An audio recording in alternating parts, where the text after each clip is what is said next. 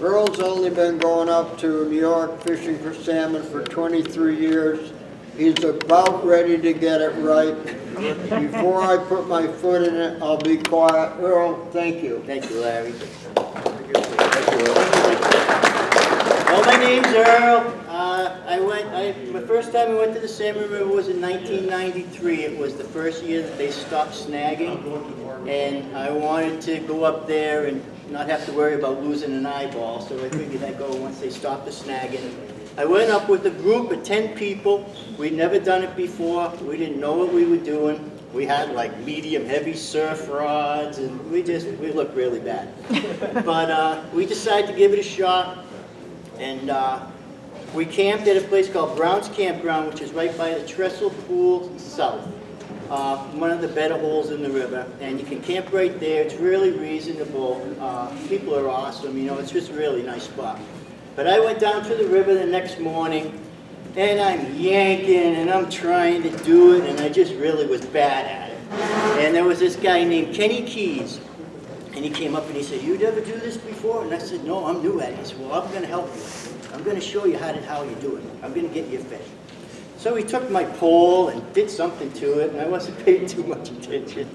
Then I threw it out there, and I have a fish, and I'm all excited. I'm yelling, "Fish on, fish on." And the fish jumped out of the water, but 3 feet behind him, I could see my hook floating around here. And I said, "What the hell is going on?" Well, Kenny Keys had tied another hook above my weight, which is very illegal. I didn't really realize that, but I'm yelling, "Fish on," to all my friends. And I turn around and there's a game warden about 15 feet behind. So I'm trying to bite through the line, and it just isn't working. And he told me he knew what I did and let me reel the fish in. And I let the fish go. He took me up to the parking lot, put me in the cruiser. I didn't have any money on me, so I had to go to the campground to get my wallet, drove me to my tent. I got my wallet, and my wife's coming out of the ladies' room, and she sees me in the cruiser, and I put my hands up like that, and she's horrified. They drove me, this was Saturday morning, they drove me to the judge's house. He was in his pajamas, sitting at a desk. He said, "What did you do?" I said, "I used more than one hook." He said, "How do you plead?" I said, "Guilty." He said, "Give me $60. I gave him the $60. The warden put me back in the car and drove me right to the exact spot that I had been busted. And he said, "Have a good day." And that's the way it works up there. You have to know the rules. That's how they make their money. If something works, they'll generally change it and make it illegal. So that when you do it the next year, you're all excited and boom, you're back in fish court again. But the Salmon River it's just a great, great fishery. It's 44 miles long. It starts at the Platte Hill area in New York. There's 2 dams on it. From the second dam, it's about 14 miles from there to Port Ontario. There's 2.5 miles of private water from the estuary up. That's called the Douglaston Salmon Run. Costs you $35, $40 a day to fish there. You park, but it is really nice water, and you can fish and not see another guy. The public waters are nice. There's tons of fish, but there's a lot of people. You know, you have to pick it. You have to pick your day. You pick your time. I like the people. I like the crowd. It makes it a lot more exciting. If you know how to catch them, you don't mind having 20 guys you got to get by with a fish on. It makes it a lot of fun. Especially if there's guys standing in the middle of the river and they don't know what they're doing and they try to get out of the way and you knock them over one after the other. You know, it's kind of enjoyable. But let me see, what else? The tackle, basic tackle, this regular spinning rod and noodle rod, 10.5 feet. I don't use anything heavier than 10-pound test. Fish are very line shy. You can stand at the top of the trestle and look down in the water and watch people cast and see the fish move. They'll move away from the line, back and forth, back and forth. So the lighter the line, the better your chances of hooking a fish. I prefer to use a fly rod with monofilament on it. What I'll do is I'll tie an Albright knot. I have a 12-pound main line, which is a P line. It's a brown colored line. And I'll tie a 10-pound leader to it with an Albright knot. And I tie a square knot and I put my split shot on it. And what that does is it stops the split shots from sliding up and down the line, because it's a pain in the ass when you have to move your split shot every time you cast. So this will keep it in place. If you want to clamp directly to the line, I suggest that you get water gremlin split shots because they grip the line a lot better than the ones you get at Cabela's. Are they lead? Yes, there's a lead ban in New York, but you can't buy it up there, but you can use it. So you can bring it. So far. It's going to change, but That'll be $60 next year. yeah, and you want to bring lead. You want to bring lead, or you want to make slinkies or something like that, because you don't want to use that tungsten weights and everything else. You're going to use about 200 of them to get the thing down where you need to be. The whole idea with the weight is to just stay in contact with the bottom. Tick, tick, tick, tick, tick, tick with the bottom. If you're not hitting the bottom, you're not doing it right. If you're not getting stuck, you're not going to catch fish. Because the fish have their noses right to the bottom. The least amount of carrying at the very bottom, so that's where the fish will stay. They stay there, they work their mouth, they go back and forth, back and forth. What you're trying to do is get the line to go into the fish's mouth. You want to drift that line right into his mouth. It bounces, it bounces, it bounces, and it stops. It's either a rock or a fish. So you give a pull. You're allowed one pull. One pull. And it has to be straight up like that. If you pull to the side, it's called snatching. That's about $125 fine. Okay? So you're going to watch which way you pull. What I generally do is look all around to make sure there aren't too many eyes watching. And I kind of like to pull to the side because you get a better chance of getting a fish. I'll throw it out. You don't need much line. Sometimes you don't even have to cast. I'll throw it out, and as I lift up, I pull with this hand. So that gives me about another 5 feet of water that I'm able to work, rather than just pulling it up and throwing it up. If you pull your hand like that, you get to cover a lot more water. And a lot of times you'll have it all the way back and hold this line in your hand and you hook them. Which makes it kind of crazy. It is a lot of fun. Safety. It's kind of dangerous. You have to be careful. It's a good idea to always wear glasses. I've had some pretty bad injuries myself. I've seen people get hurt really bad. Catching a hook in the eye or a split shot in the eye. I took one right here, a big one. I actually brought the same one. That weight right there, I took right in the corner of the eye. I saw a bright white flash, and I started going down. My buddy grabbed me by the coat, and I got 18 tears in my retina. I had to have 2 surgeries. I broke my nose, and if you look at the bridge of my nose, you can see a swivel scar. Looks just like a swivel, right across here where the swivel hit me. Hit me right here, and it hurt. I had to come back and have surgery and everything else. Your line hit Gus. What's that? I had a fish on. No, but it was your line. Yeah, I had a fish on. He ran up, and I'm all excited. And next thing I know, I saw a bright white flash. I heard a crash, and that was it. So you got to be careful. I usually try to bring 2 pairs of glasses, a clear pair for the morning, or those yellow glasses that enhance the limited amount of sunlight. They work pretty good. Then once the sun comes up, I'll use either amber glasses, or the brown-colored ones, or the darker ones, depending on how the sun is. It's fun to have polarized glasses because you can see the fish. The only problem is it's hard to catch a fish you can see. So you try to avoid the ones you can see, but it's nice to know they're there, Okay, what else? Let's see. Yeah, I said the Salmon River is 44 miles long. There's about 10 miles that you can fish from the dam down to the Douglaston Salmon Run, and then it's, then it's private property until you get to Port Ontario. Let's see, what else? So what about the hook, the fly? I mean, is there a big effort in matching the hatch? Or? Yeah, I'll show you how I match the hatch. See this black piece of sponge? That's what I use for you. I'll take a piece of sponge, rip it off, I twist it up like that, and I put it on the hook. The reason I use black is because you can't see where the hook is on the fish. Because they have little black spots, you get black sponge. It's a lot better than a bright orange piece of sponge stuck in the side of the fish. Also, the sponge will stick in their teeth. Works pretty good. Black is called poacher's color. Everyone uses black. You see somebody with an orange sponge or a yellow sponge, they don't know what the hell they're doing. You can use, these also work good, little Mr. Twisters, little twister tails, 1.5-inch Mr. Twisters, grubs, curly tail grubs, any type of egg imitation, green, work really good, especially for cohos. Cohos will hit a bait. a lot of times you'll be pulling it out of the water and you'll see one come up and grab it. Or a king. A king will follow it because instinctually they want to grab an egg and protect it. So sometimes they'll try and grab the egg and they think they're going to put it back in the nest, but get a mouthful of teeth, you know, so it doesn't work too good. But generally you can catch cohos. They're pretty aggressive. The kings, on the other hand, they have one thing in mind. They want to swim and head upstream, and that's about it. If you hook a fish and he goes downriver, you can chase him, or you can take the pressure off him, and instinctually he wants to come back upriver, so you can just wait and really slow, and he'll swim right up back in front of you again, you know. So it's kind of fun. The fish are big. Kings average from 14 to 30 pounds. You get a 30-pound fish on a 10.5-foot noodle rod with 10-pound test, you get a lot of work to do. You get a lot of running, you get a lot of swearing, you know, there's people in your way, but it makes it exciting. People get out of your way, you yell, "Fish on, coming down."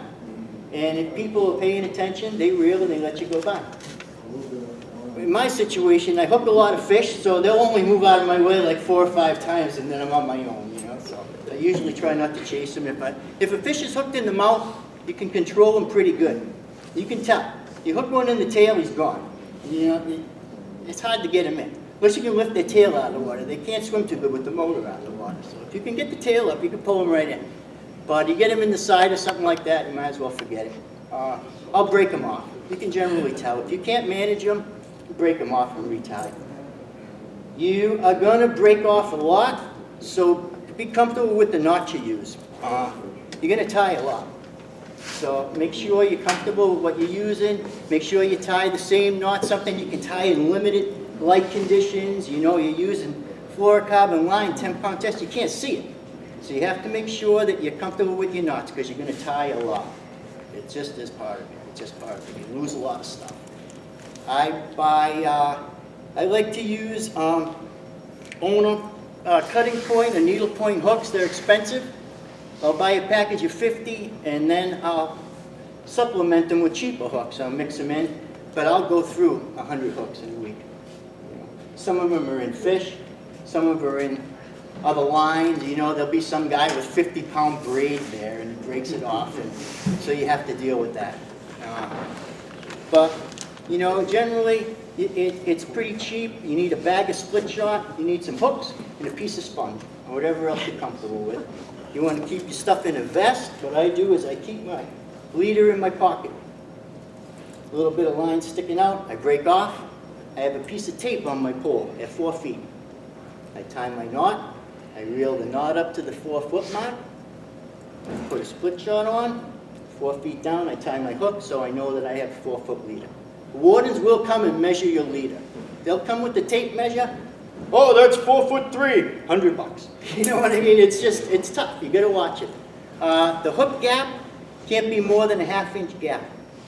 They'll measure your hook gap. Size 1 hook, or you know, smaller. You go like 1/0 or something like that, you're in trouble.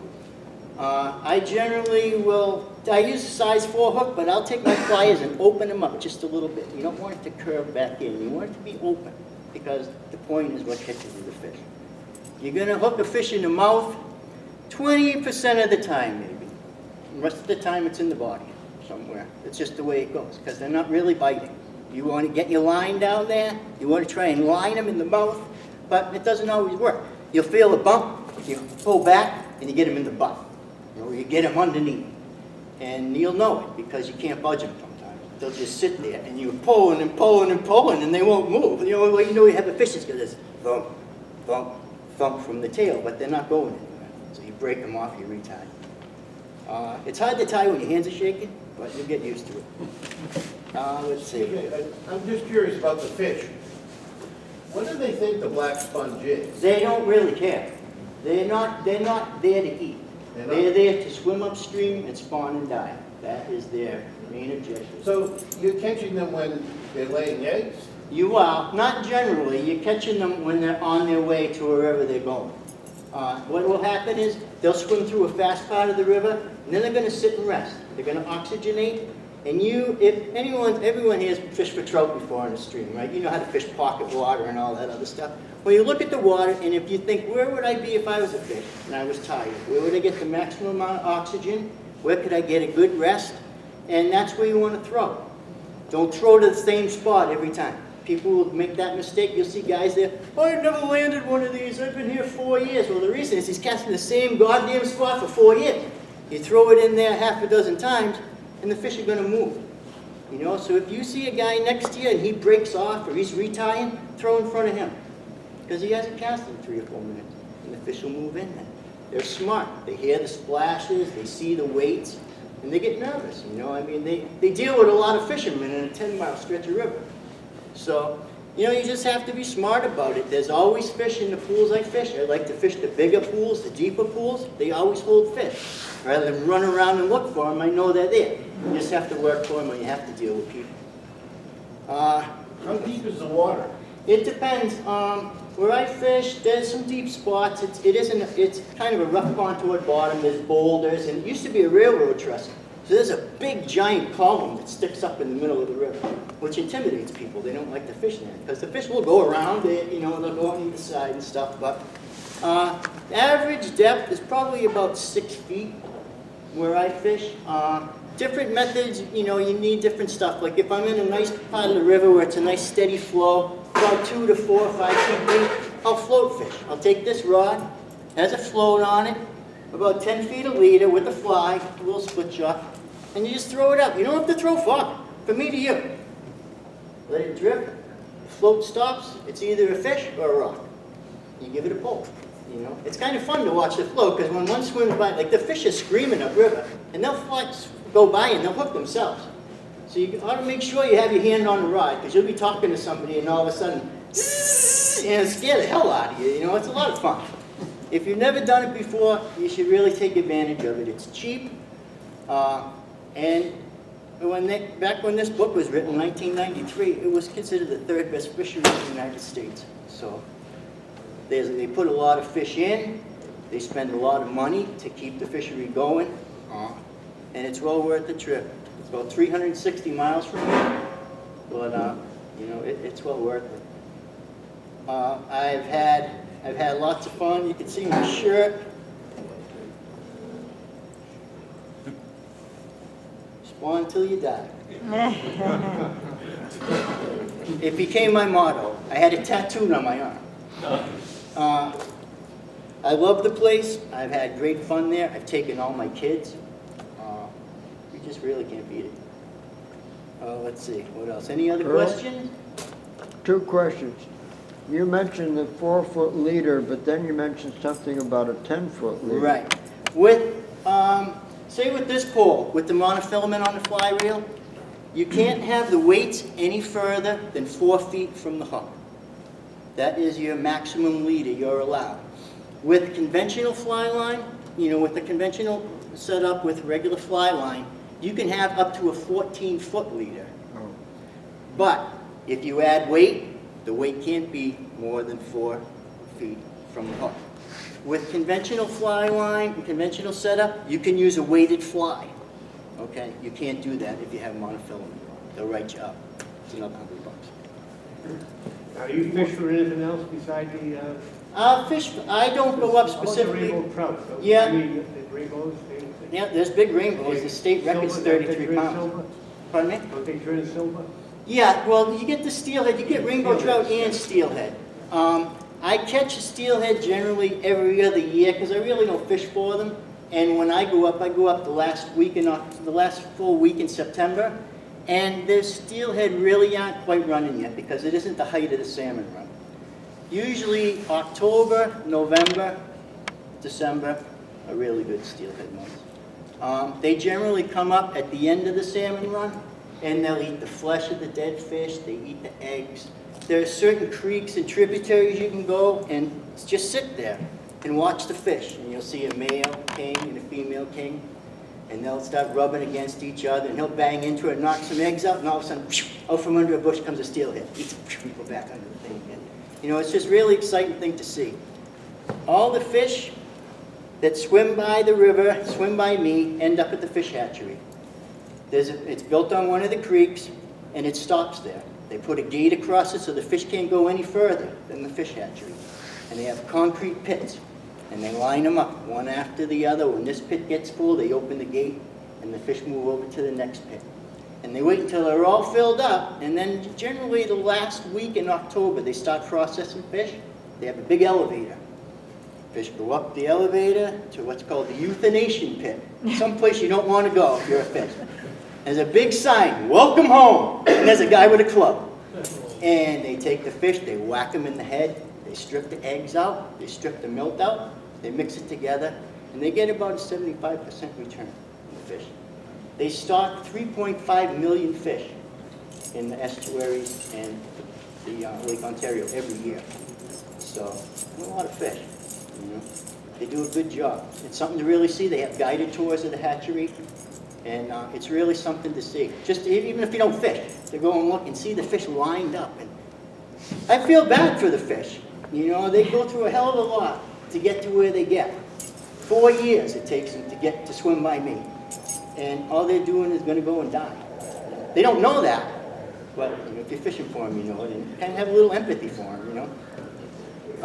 Let's see, what else? Earl, Yeah.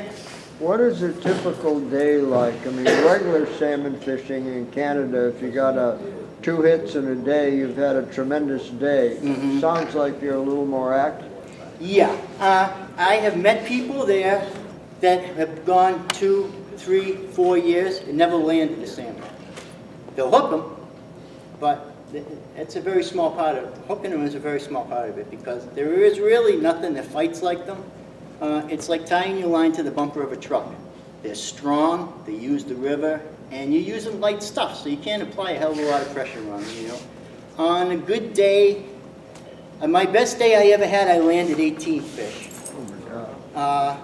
That was back during, that was back when they were trying to figure out what was good and what was bad, what was legal and what was illegal. And back then, you could have the hook above the weights, which made it really nice because the first thing to get to the fish was the hook. Now, when you go like this, a lot of times you'll feel a bang and you're hitting them with the weight. You know, the weight will go in their mouth. And you pull it in and your weight slid way down by your hook and there's all sorts of teeth marks in it and stuff, you know. So it worked really good with the hook above the weight, but they changed it. You know, now, an average day, I will hook 20 to 30 fish. I won't land them, but I'll get to yell fish on. If you get to yell fish on, it's considered a fish that you had on. You know what I mean? A lot of times you go, fit, and that's it, he's gone. Snap. Fit, fish on, snap, and he's gone. Or he'll jump out of the water and knock some guy down and your line breaks, and that's the end of it, you know. But generally, I'll limit out every day. I'll get, 3 fish a day. I let them all go. I give them to friends, you know. If I hook, a lot of people up there are really poor. It's really a depressed part of the state. And so a lot of people up there, that's all they rely on, you know. I mean, they send their kids there, they skip school and go down and try and catch supper, you know. And you feel bad for them, so if you hook a fish legally, you ask. You know, you say, hey, anybody want this fish? And God, they fight over it, you know. Sad. But, you know, it's just the way it is. It's a poor place that if you don't fish or you don't have anything to do with the fishing industry, you don't have a job up there, basically. You know, people work at Ponderosa Steakhouse or they work at a fish cleaning place or, you know, they work at a tackle store. You can't clean your fish yourself at the river, it's against the law. They have fish cleaning stations all along the river where you take your fish, they'll process them, they'll bag them, you know, they'll fillet them, whatever you want. You can have them smoked or whatever you want, but the reason that they made it illegal to clean fish on the side of the river was because you used to be able to sell the eggs to Uncle Josh's for trophy. They used to, you know, collect the eggs and you could sell eggs. Well, a lot of people don't have any money, so they become fish gypsies. They go there, they keep a cooler in the woods, they catch a female, they drag her in the woods, they cut her open, they throw the eggs in, they leave the fish. So that's why they made it illegal for you to clean fish on the side of the river. Uncle Josh doesn't buy eggs anymore, but the fish cleaning places a lot of times will take your eggs and clean the fish for free because they, you know, they brine them up and they make egg sacs out of them and stuff. So you can sometimes swap the eggs for the fish cleaning services. Anything else? You're wearing waders, I see. Oh yeah, yeah. You want to wear waders. You want breathable pair because usually it's pretty warm in September, I've worn neoprene, but you wind up dying, especially if you want to take a walk along the river and, see what's going on. They get hot. But you want a good pair of waders. They're going to get holes in them. You're going to fall. Like my tackle. I don't take $200, $300 reels up there. I don't take $300, $400 rods up there. Because you're going to fall. Or you're going to get a fish and you get so excited to get him in, you put your rod down. And you put it down, it's on a rock, or some crazy guy doesn't know what he's doing, runs by and steps on it, it just happens. So you want dependable stuff, good drags, but it doesn't have to be top of the line stuff. You can get good deals up there if you don't have equipment. Generally the sporting places take pretty good care of people. Yeah, I'm gonna tell you a funny story.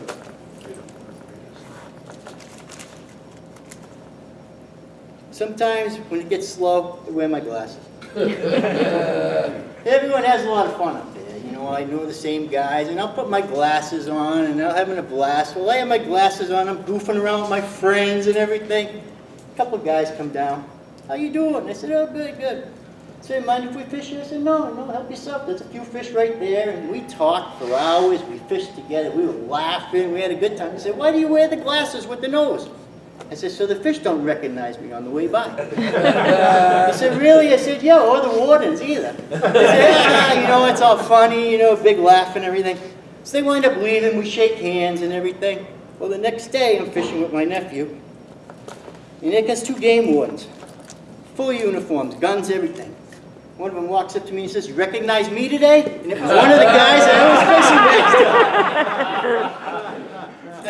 next to. I was pretty scared, I said, did I do anything wrong, He said, oh no, we had a blast with you. He said, but we're going to mess with that guy, and it was my nephew, and they gave him the hardest time about everything. Why is your license wet? Why is it blah, blah, blah, But it's a lot of fun. The wardens are sneaky. You'll see some guy with brand new waders walking down the shoreline. It sticks out like a sore thumb. He won't have any line on his reel. But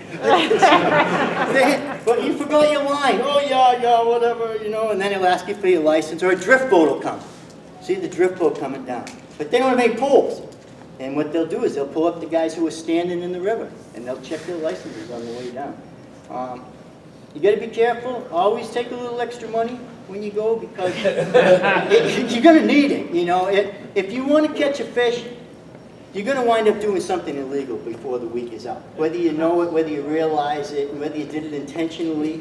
You used to get in trouble for netting someone's fish that was foul hooked. If the fish was foul hooked and you netted it, they could write you up for that. If they wanted to bust your butt and you held the fish up for a picture that was foul hooked, they'd write you up for it. So you got to be careful. You watch yourself, you don't litter. The guys down there drinking beers and everything, they don't care, as long as you take the empties with you. You throw an empty beer can on the ground, they're going to find something that you did wrong. They're going to stand there and wait, because they're going to get you. That's the way it goes. Sounds like the Mexican police. Yeah, they're pretty good. The majority of them are pretty good. They have senses of humor. It's a tough job. So is that what you were saying about the black versus black sponge? Right. So that it's not so that you don't see where it's hooked, it's so that the game wardens, other people don't see. There you go. See, that's what happened with me when that Kenny Keys guy did me a big favor and put another hook on there. I had a bright orange piece of sponge. That fish is jumping and that hook's flapping around 3 or 4 feet behind him, and it was pretty obvious So that with the black, if it's foul hooked and you net it, Right. someone standing 50 yards away Right. isn't going to Plus, see that. they say that the fish has to be hooked in the mouth. In the mouth. Okay? Rare. I mean, you can't go largemouth bass fishing, you hook fish in the side of the fish. You go striper fishing, you foul hook fish. It happens, and they're eating, But with the black, the fish are covered in little black spots. You get a small hook and a piece of black sponge. So if you get them hooked here, you get them hooked under the chin, and you want to take them, you can generally get away with it, I like to let all my fish go, like I say, just because I feel sorry for them, Some fish you'll catch, they'll have like 10 hooks in them. I put them in my bag. I have bags full of flies that I pulled out of fish. And the fish is laying there, please take the hooks out of me. But it's really good. It's a lot of fun. And like I say, this is a great book if you're going to go up there. The Complete Guide to the Salmon River. It has all the holes. It talks about Douglaston, which is a private place. If you've never gone up there before, you might want to try and take a day and go to Douglaston, pay to park, and just watch what's going on. You know what I mean? You don't feel the pressure of other people. I took my kids and we're walking down the trestle, and they're going, "What's that noise? What's that noise, Dad?" I go, "Oh, that's fish jumping." No, wait, it sounds like someone's dropping a refrigerator in the water, you know? And you go down and look, and there's fish this big, and they're just jumping all over the place. And they're not necessarily hooked, but the males fight with each other, and you know, they'll be chasing each other, they jump out of the water. I've seen fish jump out of the water, hit people in the chest, knock them right in their ass, you know, it's kind of funny. Earl, But, one thing you might mention, well, is if you're gonna go up and you want waders, make sure you bring your own. Nobody rents them up there No, anymore. nobody I rents know that them. from experience this You past can year. buy them. Yes, yeah. You know, the tackle shops up there they're really well prepared. I mean, there isn't anything that you're not gonna find up there. The only thing that you won't find is accessories for a GoPro. I know, because I had Really? one last year and I couldn't use it. But, yeah, they take pretty good care of you. If you're gonna get waders, I generally get LL Bean waders because you can return them. Yeah. If they get a hold of them, you know. You spend $150, $200 Nobody on a rents pair them of up there waders, anymore. but The last no. couple of years, they've stopped with it because used to. No. Nope, they don't. I took my nephew one year, he showed up at my house, we were getting ready to leave, he shows up at my house with a broken leg. He broke his leg wrestling with one of his buddies, you know. And we had to try and keep his cast dry all week. It wasn't easy. We had bag waders, we had garbage bags on the kid, you looked like a piece of meat. But, you know, yeah, that's the best thing to do, is take extra everything. You're probably gonna have to do some you know, shoreline repairs on your rods. So, you know, bring some ferrule cement. You know, this poor rod's been glued back together more times, and more things have fallen off it, but it still works. And I've had it 14 years maybe. You know, so that's about it. Any other questions? Were you much of a fly fisherman before you started this? Not a good one. No. I do fly fish. I fly fish for stripers. You don't have to be an expert caster to do this. You don't have to throw it far. You know, if you can throw 20 feet, you have the opportunity to catch fish. You know, it isn't like you got to throw it across. You can cast across the river, pretty much everywhere you go. You know, and you got guys on the other side. So you know, it's kind of like it's crazy. It's fun though. And with that, I'm going to try and run some pictures off here. I have to apologize for the quality of them. Some of them were old prints, and I had to take pictures of them with my phone and then transfer them to the computer, and I'm not good at this stuff. So I apologize ahead of time for the picture quality, but if you guys want to pass this around while I'm getting it ready, these are just some of the flies. Take the tie up. As long as you have something on the hook, you're good. The small, I like I say, size 4, size 6 hooks for salmon, and good hooks. You don't want crab. You want needle points or something like that because they'll stick in the fish. You get a hook, you can be bouncing off fish all day with a bad hook, and you'll never know, you know. And then, you know, you got the egg sucking leech patterns and other stuff like that. But anything on a hook is acceptable. So you use a main line, a leader, but no tippet. Is that right? Right. With this rod, well, see this, I just stuck this reel on here. This is the reel I use, but I have my saltwater leader on there. It's a straight leader. It's a tapered leader. I generally wouldn't do that. I would just run a straight piece of, you know, fluorocarbon.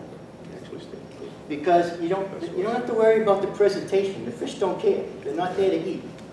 So you just get it out there. And with this, like I say, with this one, this is probably the best way. If you feel confident with a fly rod in your hand, this is the best way to go. Monofilament on the fly rod, because you can make a million casts. You can just bang, bang, throw it here, throw it there, you can throw it everywhere. What I do is I use a main line. This is 12-pound test. It's called P-line. It's brown, it's off color. And then I'll tie, you know, direct, and I'll go with the 10-pound leader. Just a small hook, black piece of sponge. Taking a assortment of split shot, I like to take sizes like 1 through 4. Because generally the river runs, they have to have, they're regulated as to what the flow of the river will be. And as from the 1st of September on, it runs about 335 cubic feet per second. There are 5 whitewater discharges. They will raise the level of the water. They do it for kayak racing. They do it for canoe racing. And that's 5 times that they'll raise it, but generally during the salmon season, they try to keep it at about 335 cubic feet per second. There are going to be pitches on here. There were 2 days of rain, and the river was running at 26,000 cubic feet per second. There's a bridge in Alkmaar where the fly fishing section starts, and there's a parking lot. Well, we drove down. They closed the river. They wouldn't even let you go near the river because it was just unbelievable. But there were porta potties in the parking lot, and they had fallen over, and there were guys standing on the porta potties fishing in the parking lot, and they were catching fish. There's pictures here that you're going to see of a sign that says danger, high water, don't do this, don't do that, and there's guys chasing fish through the trees. It's a crazy place. You really got to see it to believe it. But like I say, look at some stuff. I'm going to try and get this thing running. I can't make any promises, but hopefully we'll get some pictures going, and that'll be about it. There we go. That's a 20. There we go. See the guy standing in the trees? That's the hatchery. There's fish going up and over there. You can see them. Get out of the way. That's one of the first concrete tanks. It's starting to get full of fish, and then they'll open that gate and let them go across. That's where they first come into the hatchery. There's a little concrete. Oh, that's a pretty good one. That's like 30 pounds or something. That's my buddy Aaron. See how low the water is there? That's my nephew Scott with a nice male coho. There's a big king. He's been in the river a while. He's pretty dark. I apologize. Some of the pictures are repeats. The real dark ones kings, Earl? Yeah, they're kings, but they've been in the river a while. Those animals? This is an Orwell Creek fish. You see look at the size of that fish. I'm sorry it's kind of blurry, but that's what you deal with. That's a nice big female. There we go again. What is meeting? Pretty scary. Oh, Plum Island Surfcasters patch on my arm. So sorry for the repeat. That's this year. There's a nice little coho there, male. They were small this year. That's a 2-year-old fish. You see the debris on the sign? That's how high the water gets. That's the river. That's looking upriver. That's the trestle pool. That's looking downriver. That's the them side. Those are drift boat. You got to deal with them every now and then. What day of the week is this, Earl? Is this weekend or weekday? No, that's a weekend. That's a 6-weight right there. I had to get a picture of that. Oh, sorry, that's a repeat, but that's a pretty big fish. That's a repeat too. Are they fishing mostly fly? That's or- my or son. spin? That's my son with his first. That's my daughter. See the net stuck in the fish's teeth? That's me with a couple nice coho males. There's a nice king there. And a nice female. There's fish lining up to go in the hatchery. That's the starter room at the hatchery. That's all the starter tanks. Those are the holding pens outside. Those are full of fingerling salmon. That's the gate that they can't get past once they get to the hatchery. And that's my lovely wife that made the venison stew tonight. See, there aren't that many people. This is during the week. That's during the week. That's not bad. I mean, that's definitely fishable. And that's the end of it. That's what they look like when it's all over. And that's the end of my presentation. How many, what's the percentage of fly to